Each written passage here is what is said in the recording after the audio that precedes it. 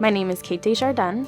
I am a clinical social worker and psychotherapist with Choice Psychotherapy. I have a master's degree in social work from Wayne State University, and I am currently pursuing a doctoral degree in clinical social work from the Institute for Clinical Social Work. I have a psychodynamic approach to psychotherapy, and I specialize primarily in working with people who have experienced complex chronic trauma and associated concerns, problems that come up like depression, anxiety, dissociation, self-harm, substance use. Psychodynamic therapy is an approach where we're really taking into consideration where they come from, what their experiences were like, as well as what their internal experience of themselves, their world, things that have happened to them, the people in their lives, how all of those things really come together to create the way a person is experiencing the symptoms that maybe bring them to therapy, to try to understand, how can we kind of unravel these very complex things,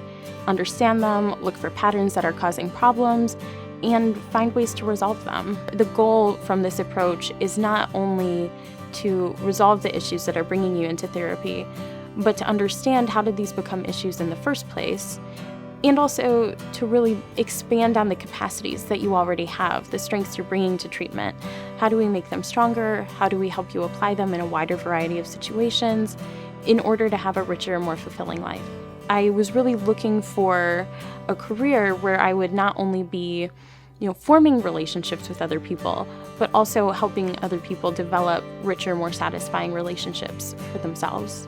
I think the therapeutic relationship offers something that's fairly rare in our day-to-day lives. The opportunity to speak with someone very openly, honestly, about what you're thinking, feeling, experiencing, and this other person is listening to you very carefully and is really invested in helping you grow and learn and make the adjustments in your life that would be helpful to have the sort of life that you want to have. That we do that through the relationship that we form, through the conversations that we're able to have as that relationship becomes, safer, more satisfying, more comfortable. We're able to really work at a lot of things and get to these very deep-seated issues and concerns that otherwise would be hard to access. So I really work hard to get to know them and to try to understand how do they generally approach problems, what's important to them, what's not important to them, why, maybe patterns in behavior, in thoughts, in experiencing other people that might be contributing to their problems. I point this out to them. In that understanding,